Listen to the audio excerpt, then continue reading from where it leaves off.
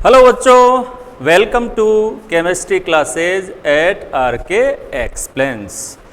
तो आज 11th class की केमिस्ट्री का जो पहला चैप्टर है बेसिक कंसेप्ट्स ऑफ केमिस्ट्री, उसका लेक्चर नंबर 3 हम शुरू करने जा रहे हैं, जिसमें कुछ बहुत ही इंपॉर्टेंट कंसेप्ट्स अपन सीखने वाले हैं। तो आप लोग फटाफट तैयार हो जाएं, नोटबुक अपनी तैयार रखें, पेन अपना बिल्कुल तैयार रखें और हेडिंग डाल लें। यहां पर देखिए, पिछले लेक्चर में हमने एसआई पद्धति के बारे में पढ़ा था कि ये मापन की अंतरराष्ट्रीय पद्धति है जिसमें 7 मूल मात्रक हैं और उन मूल मात्रकों से बने हुए बहुत सारे व्युत्पन्न मात्रक, डिराइव्ड यूनिट्स बहुत सारी हैं।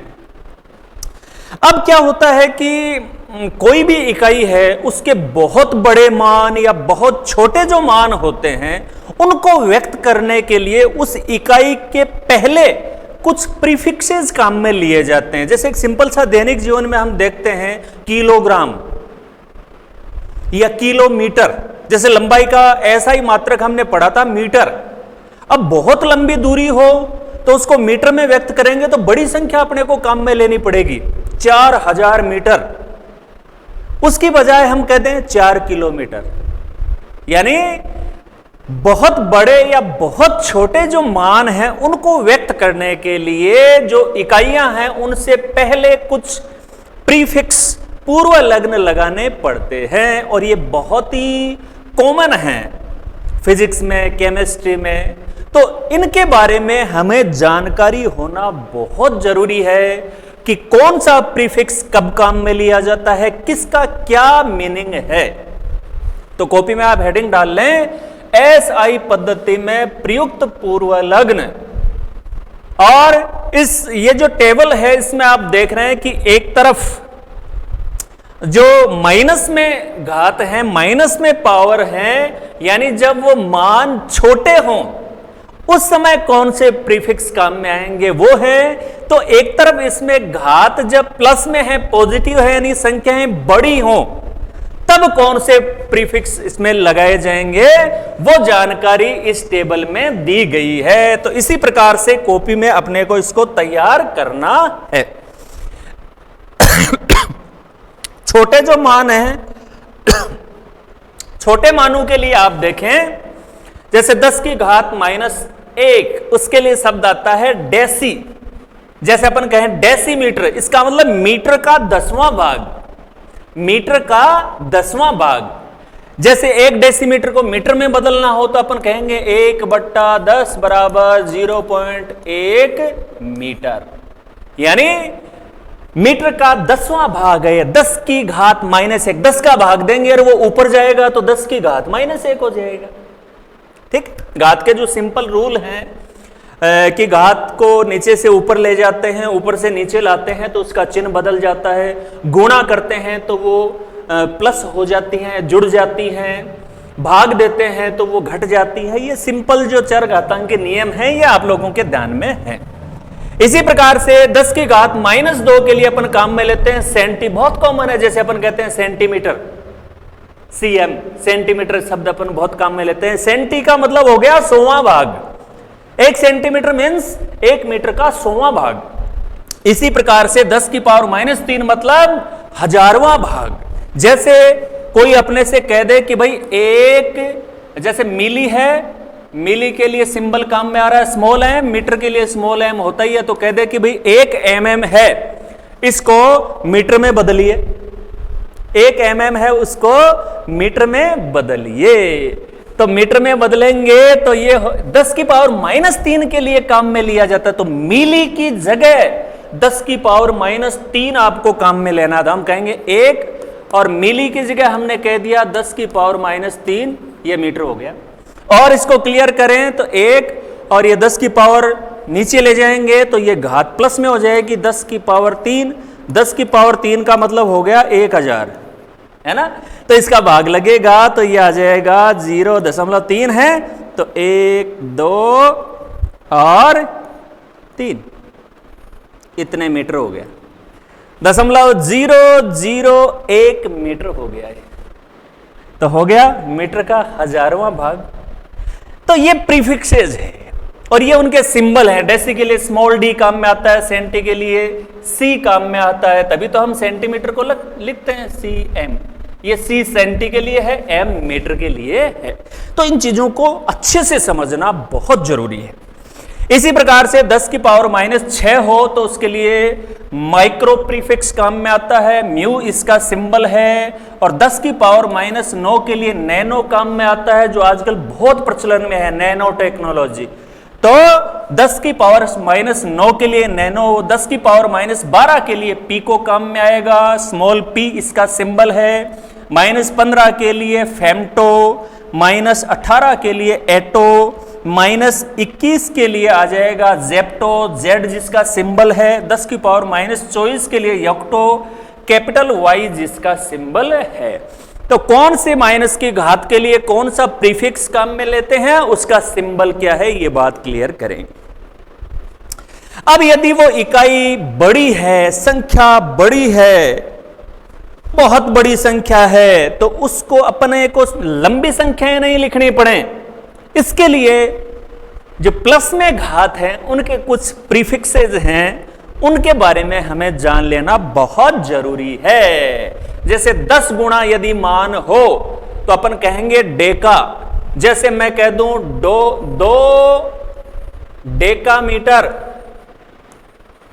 को मीटर में बदलिए, ठीक है, कोई दिक्कत नहीं है, 2 हो गया। और डेकामीटर, डेका के लिए आता है 10 की घात 1, 10 की घात 1 का मतलब 10 लिख दिया आपने, तो ये हो गया 20 मीटर, हो गया कन्वर्ट। मतलब सीधी सी बात है कि इनमें से किसी भी माइनस प्लस की घात वाला प्रीफिक्स लगा हुआ हो और आपको कहे कि इसको इसमें कन्वर्ट करिए, तो जो भी प्रीफिक्स उसमें लगा हुआ है वो किस घात के लिए काम में आता है उससे गुणा कर दो उसको, सिंपल, ये तरीका हो गया। अच्छा, 10 की घात 2 लगी हुई यानी 100 गुणा हो वो यूनिट यदि, तो उसके लिए हेक्टो काम में आता है। किलो से हम बहुत ज्यादा पहले से ही परिचित हैं, किलोग्राम, किलोमीटर खूब काम में आते हैं अपने, और इसका एक कन्वर्जन बताएंगे तो ये बाकी चीजें भी बहुत अच्छे से कंसेप्ट क्लियर होंगे आपके। जैसे आपसे कोई कह दे कि भाई 2 किलोमीटर है, उसको मीटर में चेंज करो आप, तो क्या करोगे आप, जो 4 किलोमीटर, तो 4 जो है वो तो पड़ा ही है, आपने किलो पूर्व लग्न, किलो पूर्व लग्न काम में आता है 10 की घात 3 के लिए, तो आपने क्या किया, किलो की जगह लिख दिया 10 की घात 3, इतने मीटर हो गया, ये लो जी, ये 4000 मीटर हो गया। तो इतना आसान है इन यूनिट्स का जो प्रीफिक्स है उसको देखकर एक इकाई को दूसरी इकाई में परिवर्तित करना। चलिए, इसी प्रकार से 10 की पावर 6 हो तो उसके लिए मेगा काम में आता है। ये जो मेगा, गीगा और टेरा, देखो 10 की पावर 6 के लिए मेगा, 10 की पावर 9 के लिए गीगा, 10 की पावर 12 के लिए टेरा, और 10 की पावर 15 के लिए पेटा, 18 के लिए एक्सा, 21 के लिए जेटा और 24 के लिए योटा, और ये इनके सिंबल्स हैं। इनमें से मैं बात करूंगा ये स्पेशली जो 4 ये देखो, किलो, मेगा, गीगा और टेरा, ये आज के टाइम में बहुत ज्यादा आप इनके साथ फेमिलियर हैं, बिल्कुल आप जानते हैं इनको अच्छी तरह से, दैनिक जीवन में खूब इनको काम में लेते हैं अपन। कैसे? जैसे आजकल स्मार्टफोन काम में आते हैं, लैपटॉप, पीसी अपन काम में लेते हैं, उसमें जो भी लैपटॉप में या स्मार्टफोन जो भी है उसकी जो मेमोरी होती है, मेमोरी के लिए अपन काम में क्या लेते हैं आजकल, बहुत सारे ऐसे वर्ड्स अपन यूज करते हैं ना मेमोरी के लिए। अपन कहते हैं कि इसकी जो मेमोरी है वो इतने जीबी है, ये फोटो है वो इतने एमबी की है, ये जो टेक्स्ट है वो इतने केबी का है। तो मेमोरी की जो इकाई होती है वो आप सबको पता है, वो होती है बाइट। कौन सी होती है? बाइट। अब बाइट तो क्या है कि बहुत छोटी इकाई है, तो मोस्टली जो प्रैक्टिकल में जो लैपटॉप, पीसी अपन काम में लेते हैं उनकी मेमोरी जो होती है वो बाइट से बहुत गुना बड़ी होती है। तो कोई बड़ी इकाई अपने को काम में लेनी होगी, तभी अपन कहते हैं, आप कहते हो कि ये जो टेक्स्ट है, ये जो बुक का पेज है वो मैंने लैपटॉप में ओपन किया तो ये 20 केबी का है, तो वहां पर केबी का मतलब क्या होता है? किलो बाइट, यानी 20 गुणा 10 की पावर 3 बाइट मेमोरी वो ले रहा है। इसी प्रकार से अपन कहते हैं कि ये जो वीडियो है वो 2 GB का है, या मेरा जो प्लान है उसमें 2 GB डाटा है, मुझे डेली मिलते हैं। GB बहुत कॉमन शब्द है, सब काम में लेते हैं। GB का मतलब क्या है? वहां पर G का मतलब ये है गीगा। इसका मतलब हमें 2 गुणा 10 की पावर 9 इतने बाइट की बात कर रहे हैं हम। समझ गए बात को? और आजकल जो मॉडर्न टेक्नोलॉजी के जो पीसी आ रहे हैं, जो लैपटॉप्स आ रहे हैं, या जो हार्ड डिस्क अपन मेमोरी पुराने अपने जो भी फोटोज वीडियोज उनको सेव करने के लिए लेके आते हैं, उनकी मेमोरी काफी ज्यादा आ रही है, टीबी में आ रही है। अपन कहते हैं कि साहब ये जो लैपटॉप है इसमें इसकी जो कैपेसिटी है वो 1 TB है। टीबी मीन्स वहां पर टी क्या होता है? टेरा।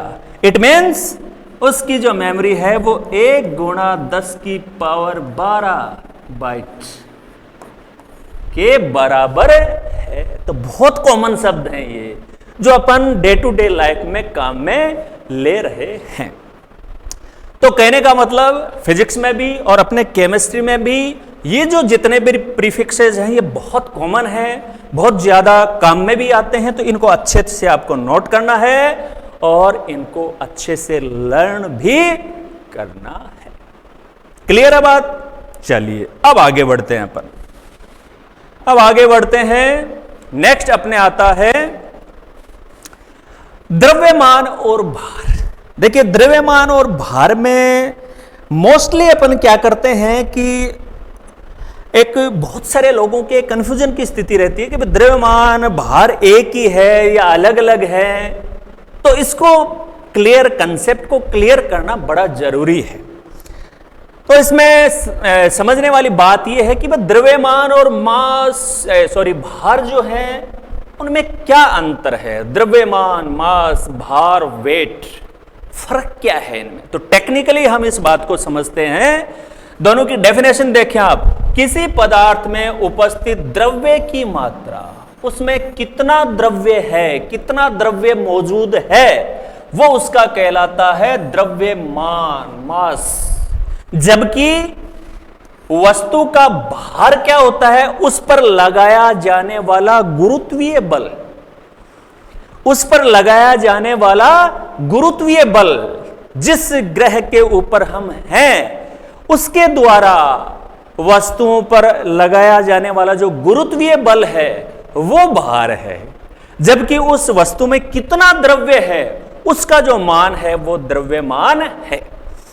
इसी कंसेप्ट को और क्लियर करने के लिए, इस बात को और अच्छे से समझने के लिए नेक्स्ट जो बात है उसके ऊपर आ जाते हैं कि वस्तु का द्रव्यमान तो स्थिर होता है, उसमें जो द्रव्य की मात्रा है वो तो स्थिर है। आप उसको ऊंचाई पे रख दो, कहीं भी ले जाओ, दूसरे ग्रह पे ले जाओ, जो द्रव्यमान है वो तो जितना है उतना है। लेकिन जो भार है वो उस वस्तु की जो पोजीशन है, स्थिति है, वो बदलने के साथ बदल जाता है। क्यों बदल जाता है? क्योंकि भार ज्ञात करने का, फिजिक्स में ये पूरा डिटेल से आएगा, थोड़ा सा कंसेप्ट को मैं समझा देता हूं। भार होता है वो होता है mg।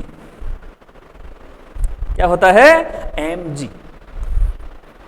m मास है, g उसका गुरुत्वीय त्वरण है। अब जैसे ही पृथ्वी की सतह से ऊंचाई पर जाते हैं या पृथ्वी की सतह से गहराई पे जाते हैं या दूसरे ग्रह की हम बात करें, इन सारी स्थितियों में जो g का मान होता है वो चेंज हो जाता है। और g का मान बदलते ही भार है, वो g की वैल्यू बदलेगी तो भार है, उसकी वैल्यू भी बदल जाएगी। तो इन दोनों के बीच में जो डिफरेंस है उसको क्लियर करने वाला ये कंसेप्ट है कि द्रव्यमान किसी भी वस्तु का होता है वो स्थिर है, चाहे आप किसी भी स्थिति पे ले जाओ उसको। लेकिन उसका जो भार है वो उसकी स्थिति बदलते ही भार है वो चेंज हो जाएगा। क्यों? क्योंकि भार है वो गुरुत्वीय त्वरण g पर निर्भर करता है और g है वो स्थिति पर निर्भर करता है। आगे बात समझ में क्लियर है बात? अच्छा, एक चीज और देखें इसमें। द्रव्यमान का जो SI मात्रक होता है, वो जो 7 मूल मात्रक हमने पढ़े थे उनमें हमने पढ़ा था किलोग्राम है। लेकिन वो द्रव्यमान की यूनिट है, वो भार की नहीं है। बहुत इंपॉर्टेंट बात, भार की जो यूनिट है वो है न्यूटन। क्यों? क्योंकि भार वास्तव में क्या होता है, उस वस्तु पर लगने वाला गुरुत्वीय बल, और बल की इकाई क्या होती है, न्यूटन होती है। तो जब हम मोस्टली दैनिक जीवन में ऐसे बोलते हैं ना कि भाई इस वस्तु का भार कितना है, हम कहते हैं इसका भार 2 kg है, इसका भार 10 kg है। तो वैज्ञानिक आधार पर इसको देखें तो ये गलत है, ये गलत है। भार को किसके रूप में व्यक्त किया जाना चाहिए, न्यूटन के रूप में। और जो केजी है वो वास्तव में क्या है, उसका द्रव्यमान है। समझ रहे हैं बात को? तो ये बात बिल्कुल जैसे अपने कहा कि भी स्थिति बदलते ही भार है वो चेंज हो जाता है। इसको थोड़ा सा समझें। मोटे तौर पर यदि अपन देखें तो चंद्रमा की सतह पर और पृथ्वी की सतह पर जो गुरुत्वीय त्वरण है जी, चंद्रमा की सतह पर जो गुरुत्वीय त्वरण होता है ना, वो पृथ्वी की सतह पर गुरुत्वीय त्वरण का 1/6 होता है। कितना होता है, 1/6। अच्छा, इसका मतलब यह हो गया कि यदि किसी वस्तु का भार पृथ्वी की सतह पर मान लीजिए 60 है, कितना है, 60, और उसे यदि अपन चंद्रमा पे रखें तो वहां पर उसका भार कितना आएगा, 10। कितना आएगा, 10 न्यूटन। यहां उसका 60 न्यूटन है भार, तो वहां पर उसका भार कितना आएगा, 10 न्यूटन, क्योंकि वहां पर जो जी है वो 1/6 हो जाती है। तो ये फर्क होता है द्रव्यमान में और भार में। फिजिक्स में भी ये कंसेप्ट बहुत डिटेल से है, वहां पर भी आप इसको अच्छे से पढ़ेंगे। ओके, चलिए इसके बाद आगे बढ़ जाते हैं हम, और नेक्स्ट अपने जो कंसेप्ट है वो आ जाता है आयतन, वॉल्यूम। आयतन की बात जब पदार्थ की डेफिनेशन अपन ने की थी उसमें भी अपन ने आयतन की बात समझी थी कि आयतन क्या होता है। आयतन या वॉल्यूम का मतलब होता है किसी भी पदार्थ द्वारा घेरे गए स्थान को आयतन कहते हैं। कितना स्थान उसने घेर रखा है वो उसका आयतन, वॉल्यूम कहलाता है। आयतन का ऐसा ही पद्धति में मात्रक मीटर क्यूब है। मीटर क्यूब इसलिए है, आप सबको पता ही है इस बात का, कि आयतन बराबर होता है लंबाई गुणा चौड़ाई गुणा ऊंचाई। तो लंबाई का मीटर हो गया, चौड़ाई का मीटर हो गया, ऊंचाई का मीटर हो गया, तीनों को गुणा किया तो मीटर क्यूब हो गया। जबकि इसका जो प्रचलित मतलब आयतन के लिए मोस्टली इन यूज या इन प्रैक्टिकल यूज जो इकाई है, जो यूनिट है, वो है लीटर। आप जानते हैं कि ज्यादातर द्रव दैनिक जीवन में जो हम मापते हैं वो लीटर, कम मात्रा है तो मिलीलीटर, इसमें अपन उनको मापते हैं। तो जो इसका प्रचलित मात्रक है वो लीटर है, लेकिन ये ऐसा ही मात्रक नहीं है। ऐसा ही मात्रक इसका है मीटर क्यूब। अब एक इसके साथ जुड़ी हुई जो प्रैक्टिकल चीज है वो हम सीखते हैं। ये बहुत जरूरी है, आपको अच्छे से सीखना है इस बात को कि 1 लीटर का मतलब 1000 मिलीलीटर। इसमें तो कोई ज्यादा वो वाली बात नहीं है। आप भी समझते हैं कि मिली है उस 1000वां भाग, लीटर का 1000वां भाग। अभी हमने पढ़ा था पूर्व लग्न में, तो ml है वो 1000 गुना छोटी इकाई है। तो जैसे 1 किलोग्राम होता है उसमें 1000 ग्राम होते हैं, वैसे 1 लीटर है उसमें 1000 मिलीलीटर होते हैं। ये बात तो नॉर्मल है आपके लिए, कोई दिक्कत नहीं इसमें 1 लीटर बराबर 1000 ml, आधा लीटर होता है वो 500 ml होता है। ये सारी बातें आपको पता है। ये वाली जो बात है ये यहां गौर करने लायक है कि इसी बात को हम ऐसे कह सकते हैं कि 1000 सेमी क्यूब बराबर 1 डेसीमीटर क्यूब। ये जो बात है इसको अच्छे से समझो आप। ये हमें ये बता रहा है कि जो लीटर, जो इसका प्रैक्टिकली जो काम में लिया जाने वाला जो यूनिट है लीटर, 1 लीटर का मतलब हो जाएगा 1 डेसीमीटर क्यूब। तो इस तरह से जो ऐसा ही मात्रक है उसको और अपने जो रूटीन में जो मात्रक चलता है उसको अपन कोरिलेट कर सकते हैं। और यहां से इस बात को आपको अच्छे से समझना है कि एक सेमी क्यूब बराबर है 1 ml। एक सेमी क्यूब बराबर है 1 ml। चाहे आप सेमी क्यूब लिख दें, चाहे उसकी जगह ml लिख दें, एक ही बात है। क्लियर है बात बिल्कुल? ओके। अब कह रहा है कि द्रव का आयतन मापने के लिए, मोस्टली द्रव का आयतन मापने के लिए दूध, पानी, इन सब के लिए अपन अंशांकित, प्रयोगशाला में, लेबोरेटरी में आप देखेंगे कि बहुत सारे ऐसे ब्यूरेट, पिपेट, ऐसे फ्लास्क, बीकर ऐसे होते हैं जो अंशांकित, का मतलब उनके ऊपर एक स्केल बनी हुई रहती है। जैसे मान लीजिए कि यहां पर अपने कोई टेस्ट ट्यूब है, अगर इस तरह से उसके ऊपर मार्किंग है, इस तरह से मार्किंग है, मान लीजिए ml में मात्रा बता रही है, वो 1 2 3 4 5 6 7 इस तरह से। तो अगर इस प्रकार से अंश उसके ऊपर, वो कितने हिस्सों में, टोटल आयतन है उसका मान लीजिए 10 ml की वो टेस्ट ट्यूब है, इसका मतलब 10 अंश 10 हिस्से हो गए उसमें, और वो मार्किंग है उसके ऊपर। ऐसे जो पात्र होते हैं उन्हें अंशांकित या ग्रेजुएटेड कहते हैं।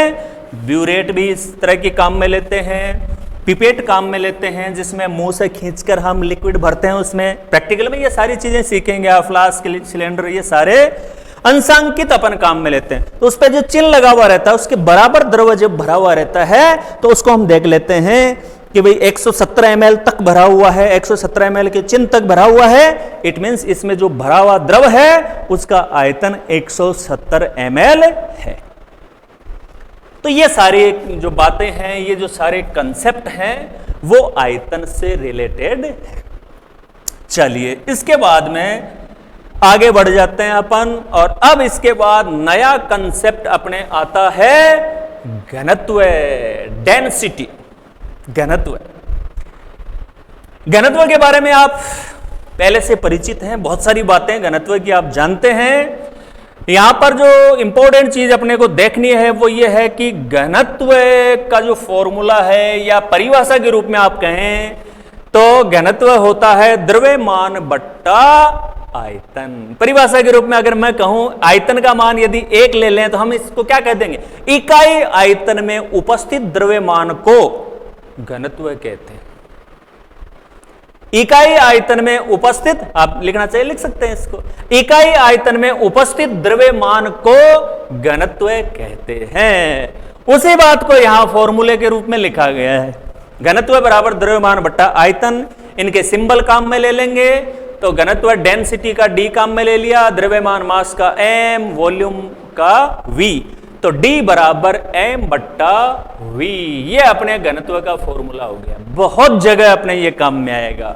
ये फॉर्मूला किसी भी वस्तु की डेंसिटी यानी घनत्व, द्रव्यमान, आयतन को आपस में कोरिलेट करता है। समझ गए बात को? अच्छा एक बात तो इसमें यह है कि ये जो फॉर्मूला हमें ये बता रहा है कि घनत्व कब ज्यादा होगा, जब आयतन तो कम हो और द्रव्यमान ज्यादा हो, यानी कम जगह में ज्यादा द्रव्यमान भरा हुआ हो तो उसका घनत्व अधिक होगा। इसका मतलब घनत्व से हमें यह पता चलता है कि वो पदार्थ के जो कण हैं वो कितने पास पास हैं। जितने पास पास होंगे तो कम आयतन में ज्यादा द्रव्यमान आएगा।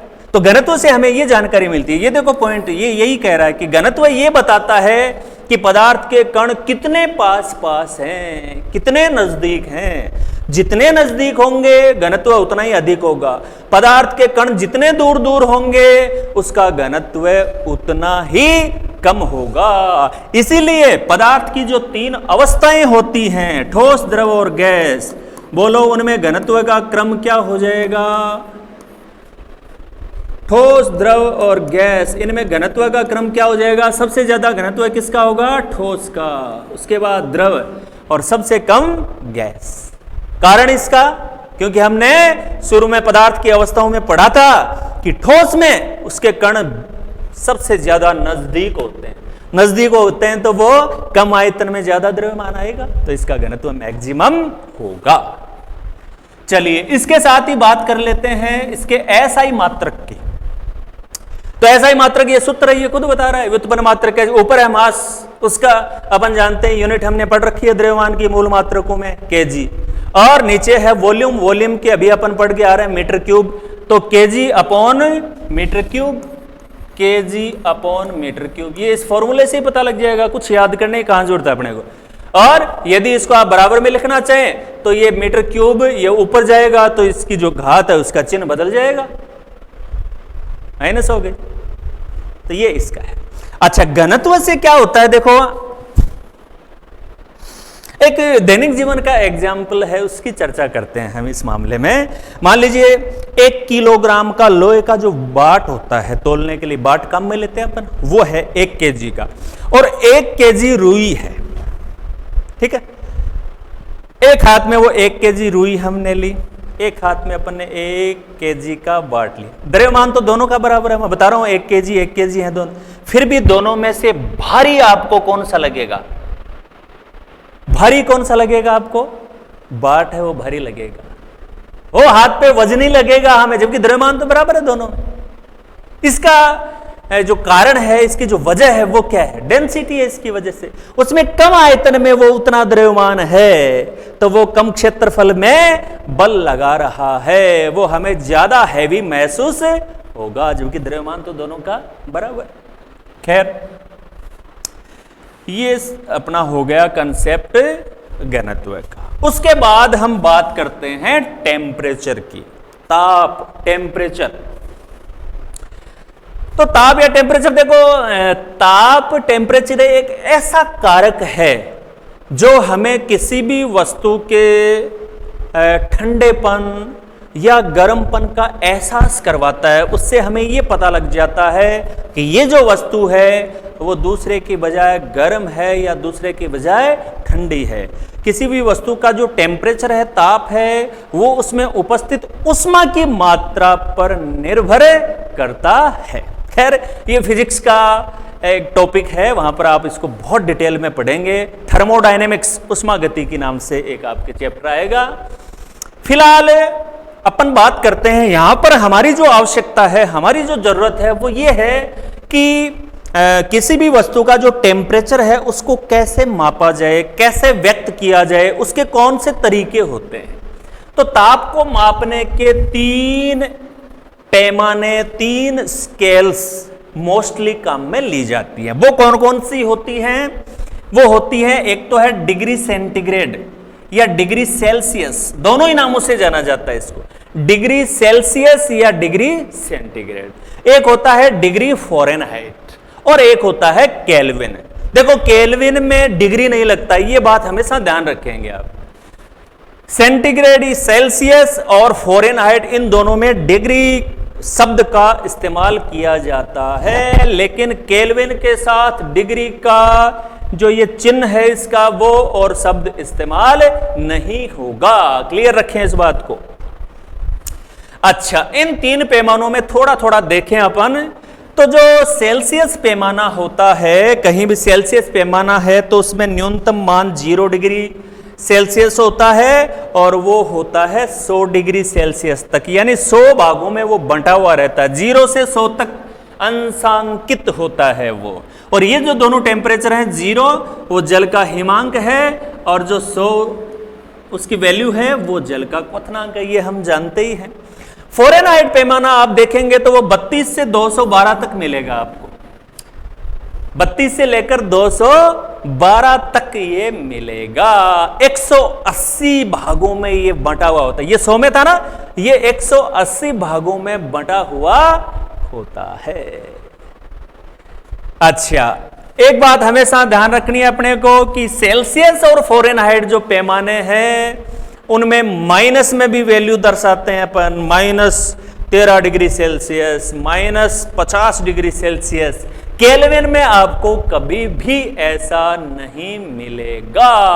केल्विन का जो न्यूनतम मान है 0 केल्विन, उसको कहते हैं परम शून्य ताप, एब्सोल्यूट 0।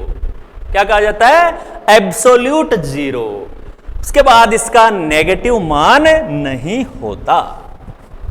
चलिए, ये तो एक मोटे तौर पर जानकारी ली हमने।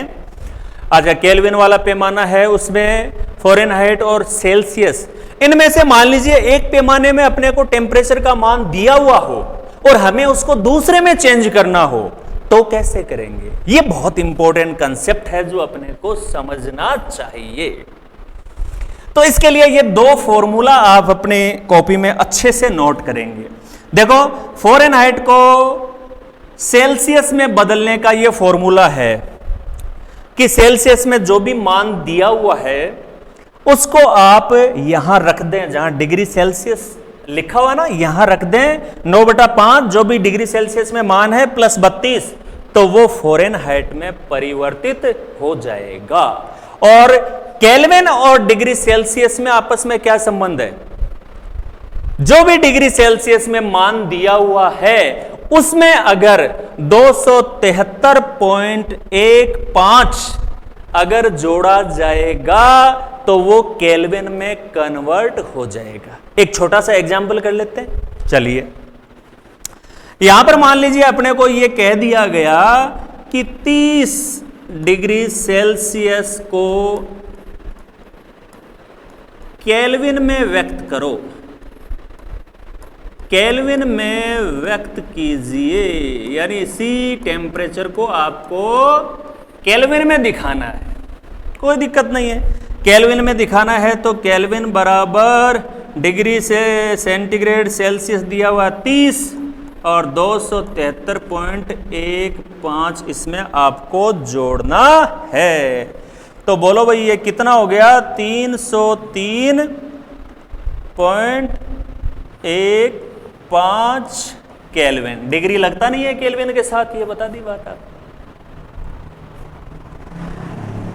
समझ में आ गई बात? कहीं कोई दिक्कत नहीं। इसका एक जस्ट उल्टा देखें अपन, एक इसका जस्ट उल्टा देखते हैं कि केल्विन में आपको दिया हुआ हो और आपको उसे सेल्सियस में चेंज करना है। जैसे एक एग्जांपल अपन ने ले लिया 373.15 केल्विन ताप को डिग्री सेल्सियस में व्यक्त कीजिए या व्यक्त करो।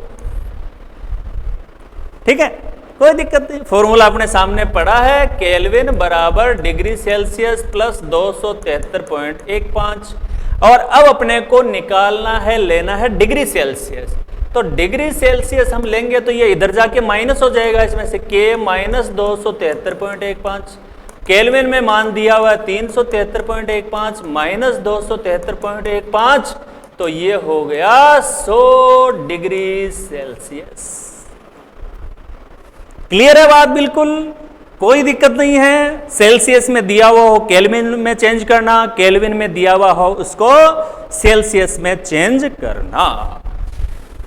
चलिए, ऐसा ही एक जो कन्वर्जन है वो अपन फ़ारेनहाइट और सेल्सियस इसके बीच में और करके देखते हैं।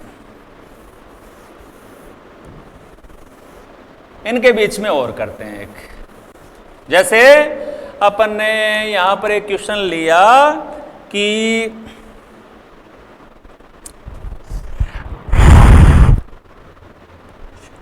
30 डिग्री सेल्सियस को फ़ारेनहाइट में व्यक्त कीजिए।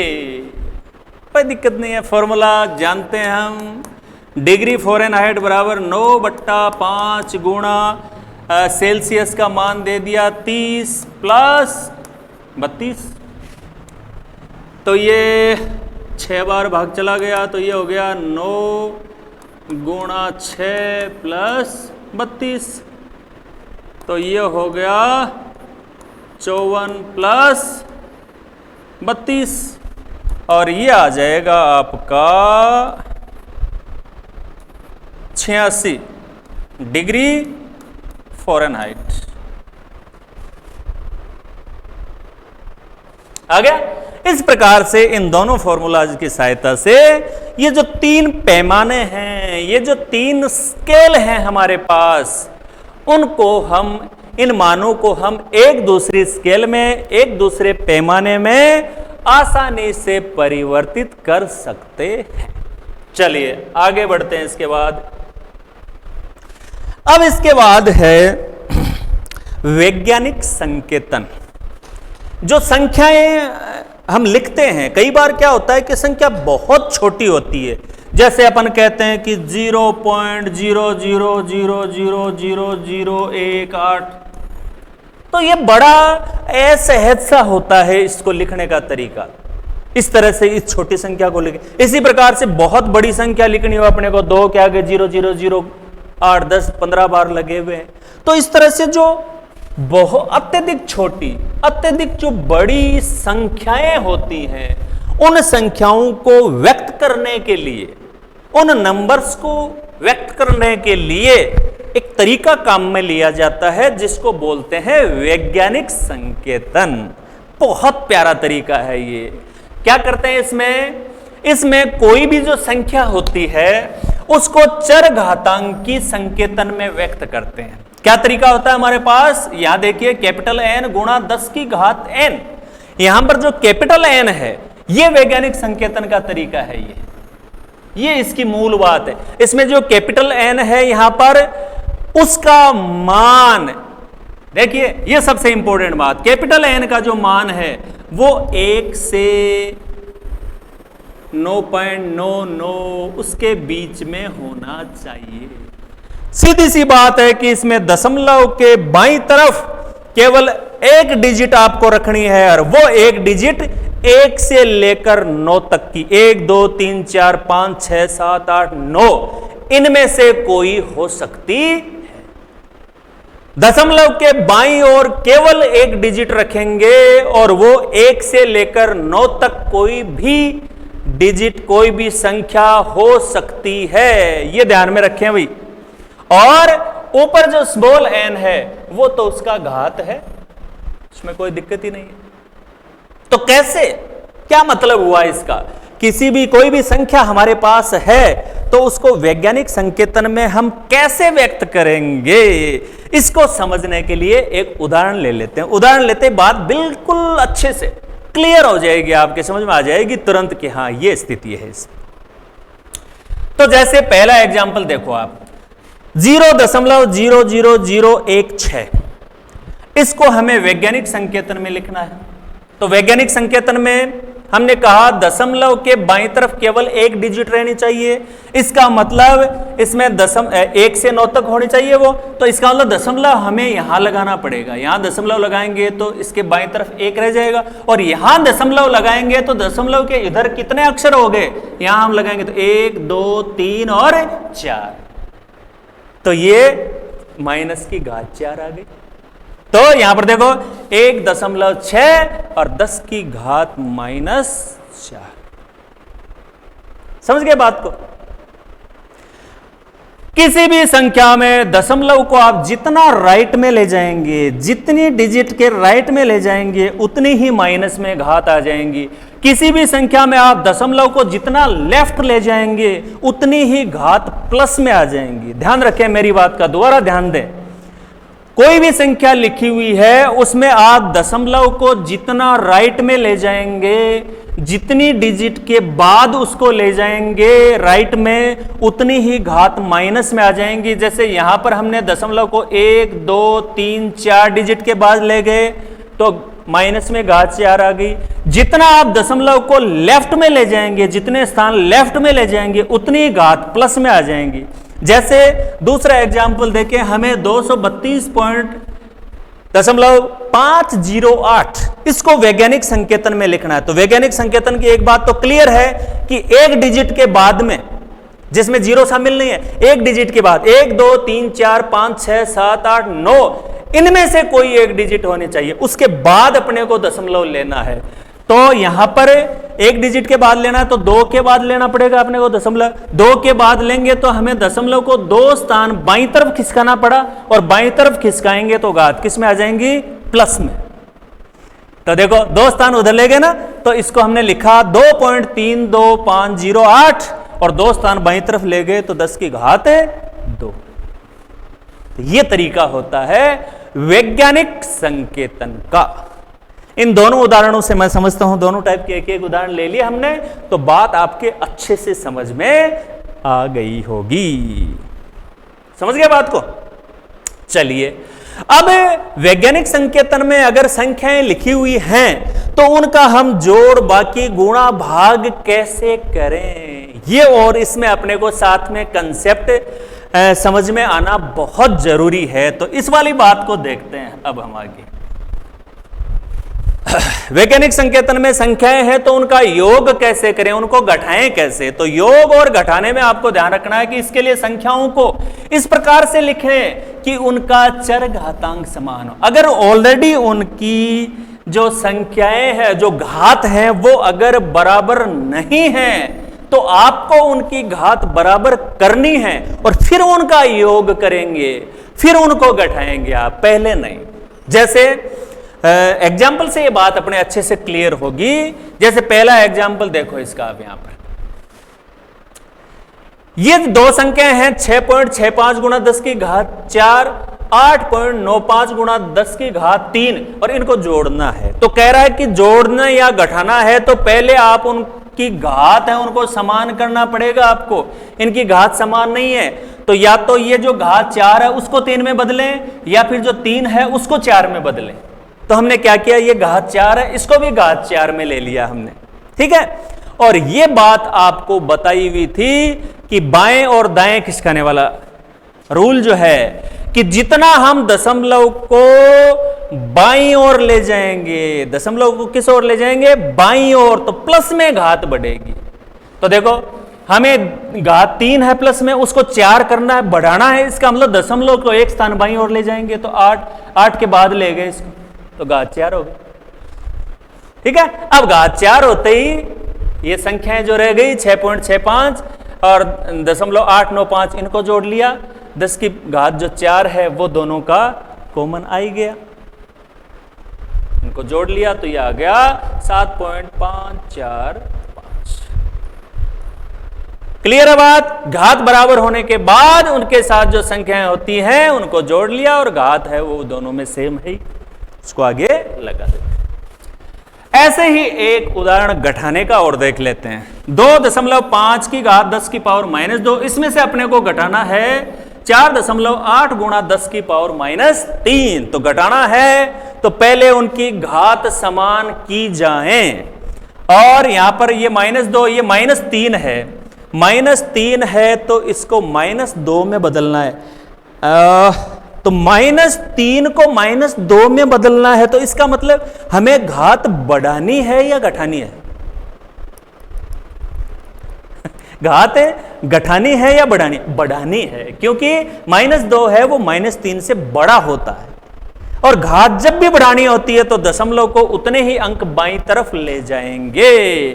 हमें घात 1 बढ़ानी है तो 1 अंक बाईं तरफ ले गए दशमलव को, घात सेम हो गई, घात को बाहर ले लिया, इसमें भी 10 की पावर -2 है, इसमें भी 10 की पावर -2 है, तो बचा 2.5, इसमें से 0.48 को घटा दिया और इनको घटाने पे आया 2.02, और घात 10 की पावर -2 है ही।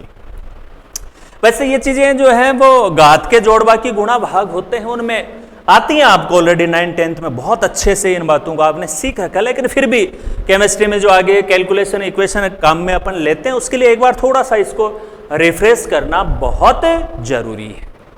चलिए, इसके बाद ये जोड़ना और घटाना ये तो हो गए, इसके बाद नेक्स्ट अपन देख लेते हैं गुणा और भाग। तो वो ये घात के जो गुणा भाग होते हैं कि घात एक तो नीचे से ऊपर जाती है तो चिन्ह बदल जाते हैं, ऊपर से नीचे, नीचे से ऊपर आती हैं, तो घात का जब भी गुणा होता है तो घात आपस में जुड़ जाती हैं। घातों का जो भाग होता है उसमें घात घट जाती हैं।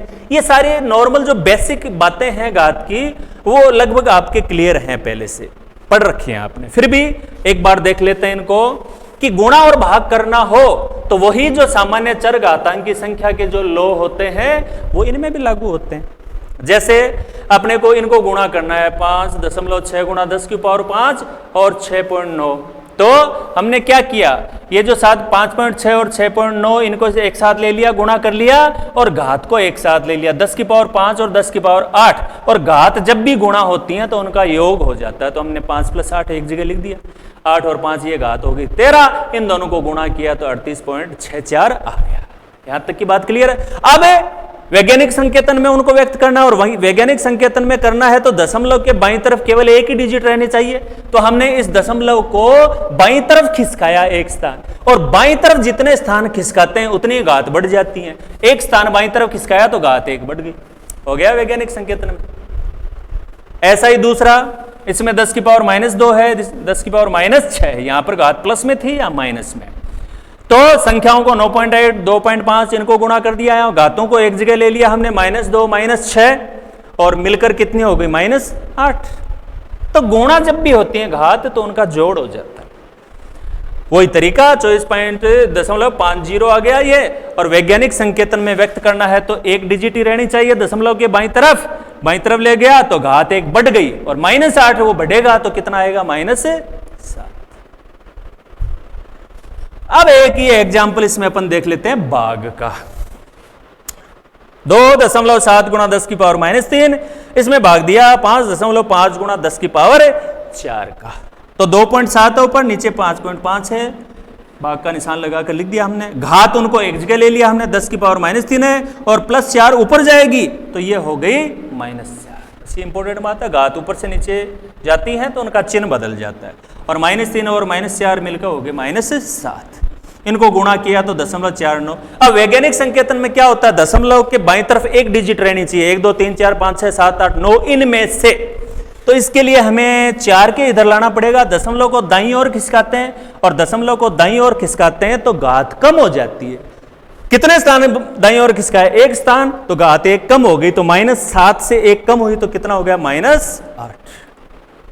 ये वैज्ञानिक संकेतन में संख्याओं को लिखना, उनका जोड़, बाकी गुणा, भाग, ये करना, ये सारी चीजें, ये सारे कंसेप्ट आज अपन ने समझे। तो आज के इस लेक्चर में केवल इतना ही। इसी प्रकार से ये जो सारी बातें हमने पढ़ी हैं उनके आप अच्छे से नोट्स बनाएं, उन चीज़ों को साथ साथ लर्न करें, जो जो एग्जाम्पल उसमें बताए हैं उनको आप साथ साथ हल करते रहें, इसी प्रकार से पढ़ते रहें, आगे बढ़ते रहें। All the best.